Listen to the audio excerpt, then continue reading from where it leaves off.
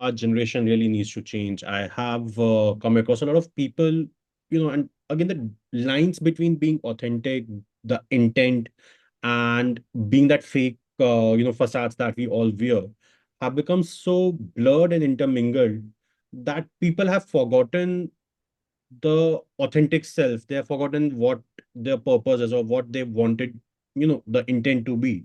Because through a very hard and very harsh way, I've learned that actions speak louder than words in my journey.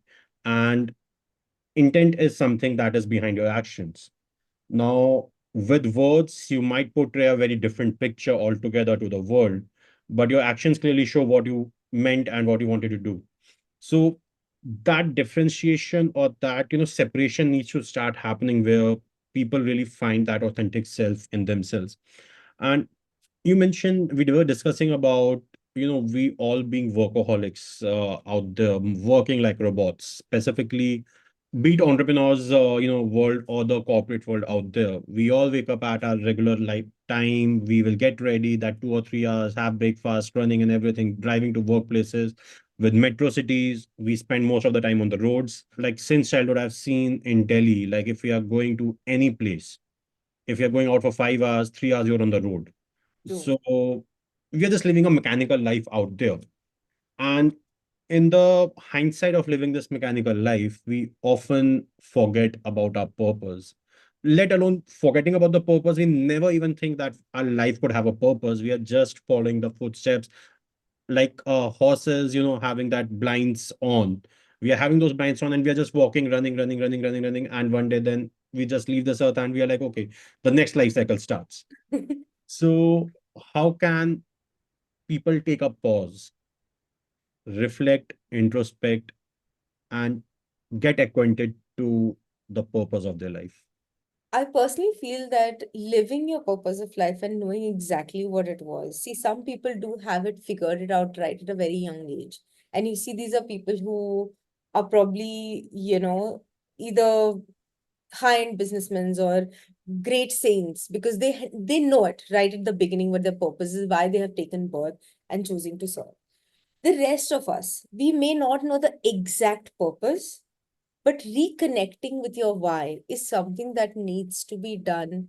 And I am cautiously using the word needs as a compulsion because that will keep you in alignment with who you are. And there are many ways to do it. So, of course, the smallest practice that we talk about, like gratitude. If you ever ask people to just look at their gratitude list that they write every single day, that itself will tell you where their focus is and what their why is. What are they first saying thank you to? What's the first thought that crosses their mind that they're grateful to? So even when we look at the things that we do on daily basis, a 30-second reflection before you go off to sleep as to how was my day, what all did I do, to intentionally scheduling a time every 3 months to give yourself 30 minutes to understand, okay, what am I doing? Where am I headed? Even if you're doing a job, your job just becomes so much more meaningful when you know why you're getting up every single day, kicking that bike or, starting your car and reaching there with all of that traffic and choosing to live a mechanical life. Okay. So 30 minutes every 3 months is something that I encourage every individual to do. And second thing, and I've seen the most amazing couples do this, if you're married as a partner, choose a time which according to you is a year start, whether it is December, whether it is March, doesn't really matter. It is you and your partner. Do the goal settings together as a couple. Know each other's goals. When you do that, your why will always be supported by each other. Then you never have to feel lonely or alone in your journey because you understand each other. You understand what your each other's dreams are. Okay. So that is one thing for you to do once in a year for sure. Apart from that, and I know I'm adding to this, uh, but if you don't want to take 100 lifetimes to just do the same thing and complete your goal, then it makes more sense in just having someone who is guiding you. So choose a master, a mentor, or a coach or a guide, okay, who is looking a little further than you are. Not very far, but at least a little further to show you the pathway. That ways you'll always stay attached and in tune with your why. And it's a misconception that only entrepreneurs or only somebody who wants change should have a mentor, a coach, or a master. Ideally, I believe every individual should have that one person that they can go to who can see a little farther than you are, a No, little above you than you are. So, yes. I've shared this multiple times on the podcast and otherwise as well. I had this realization watching the movie or the biopic that was made on Saina Nehwal. And, Hmm. I realized that athletes and sports people, everybody has a coach out there that's guiding them, that's pointing out that these are the gaps you need to bridge. But for us individuals, there's no one. We are our own coach, or at max, we just go and discuss to our parents or relatives who have achieved something in their life as per the societal standards out there. And we just start following them blindly. But the True, advice that's coming in from them, it's their advice, it's their life experience. It's not, modulated to our experiences and to our life. So we true. really need to understand and find somebody who can align themselves with our goal settings and our, career objectives, and then guide us out there. True. And I've been blessed. Like every phase of my life, I know wherever there has been a shift, a change, I've always had a mentor, a guide who I have invested in to show me the pathway. Okay. Even my move to States, it wouldn't have happened if I did not have a coach. Because moving into a country where you don't know anybody except your husband and you want to do business, okay, it's literally starting from scratch. It's not even knowing a single person. It's not the same community. You don't eat, drink, sleep the same food either. So how do you connect? And at that point in time, I literally had three different mentors. One who would help me understand how does the finance in that country actually work. So wherever you feel there is a lack, hire or get help. And there is help easily available today. You just need to It's like ask. coaches are easily available today. Earlier days, we literally had to hunt and find a slot that they would have available for us because Yes. they're busy. Very few people were available, but now you have.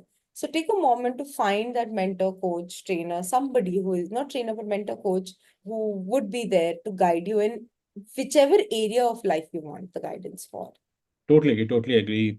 I'm a firm believer of that. Help is just, you just need to ask. It's just that one call away or Yes. one post on LinkedIn away. Like today, you are struggling with anything, put it out on LinkedIn, put it on Facebook. People are there. You just need to find the right relevant platform you're putting it out. One final question I would like to ask before we wrap up our today's episode is, this mechanical lifestyle is so ingrained in our, ecosystem or the community we all live in, that it's highly acceptable. Hmm. People even think of changing it out. Now, when it is so highly acceptable, the certain signs and feelings might be negated, that we are the odd one out.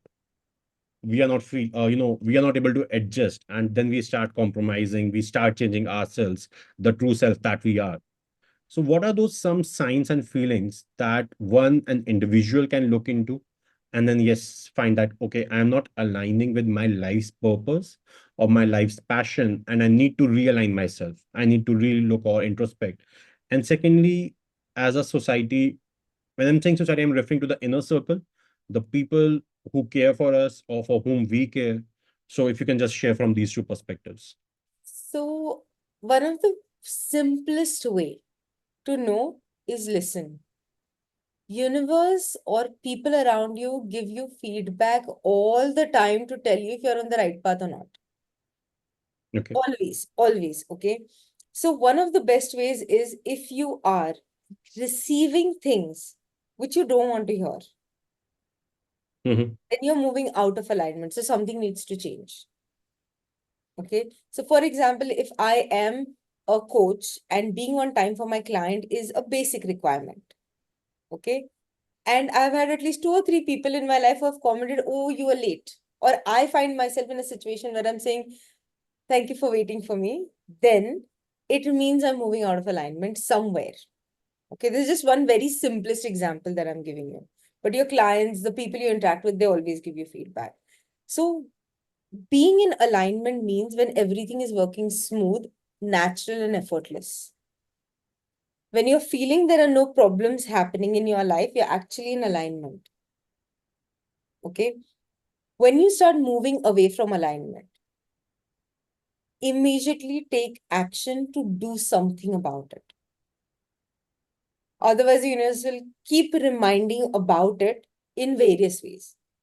Okay. So if you know that you are overworking yourself and there is an inner voice which is telling you to do so, it is time for you to schedule your health checkup or schedule a time for that walk or go for that exercise that you genuinely know you got to do it. Yeah. The second easiest way to remain in alignment always is you got to feed all three things: your mind, your body, and your soul. So, your mind, by of course, listening, reading books, and so on, and an action also is required to it. So, that's where either writing comes into picture or, hosting groups and sharing energy with other people and doing. So, that is mind. For body, you're doing physical exercises, you're eating right. Yep. Similarly, for your soul as well, there has to be actions that you're taking and information that you're feeding the soul. So if you're doing these six activities actually, feeding in and also taking an action, is when you're going to be in alignment. And there is no exception to this rule. Okay. It means you got to do what you got to do. Okay. You will reach a level where it becomes a normal state of who you are. And all of these things will become natural for you. And will Mhm. it look like work at the beginning? The answer is yes. But yes, when you learn to read ABCD also, it was work for you. And speaking today's fluency, when you learned the first time to ride a cycle, you fell down a lot of times, you got hurt a lot of times, and you still did it. And that's why you're driving so easily today. So it's the same thing. You got to put in that practice until it becomes a part of who you are. So embodying these is when you're going to be in alignment. Okay. And every time you move out of alignment, your body, your mind, or your soul will give you a signal, or you'll find people will give you that signal. That's so true. That's so true. Even in natural healing, when Ayurveda or naturopathy, it is said that your body is talking to you, but it's you who is deaf. You are not listening. So I totally Not align with just you. deaf, we are just choosing to find the comfort in not doing, saying it's okay, Yeah. abhi chal rahe ho na, it's okay, you can Yes. continue a little bit more. Amazing. Amazing. Snehal, thanks a lot for being on the platform and sharing all these insights with our listeners and with me. It was an insightful and invigorating session with you. I hope so. Thank you, thank you, thank you. I had a lot of fun. I hope I answered or I said things that would inspire people. So thank you. Surely, surely. Thanks a lot, Snehal. And listeners, we will be sharing Snehal's contact details in our descriptions. So you can feel free to reach out to her or DM us. We will put you in touch. And as Snehal shared with us, we often keep bottling it up. We need to vent out. So we have got this platform that goes by the same name as the podcast. We are listening.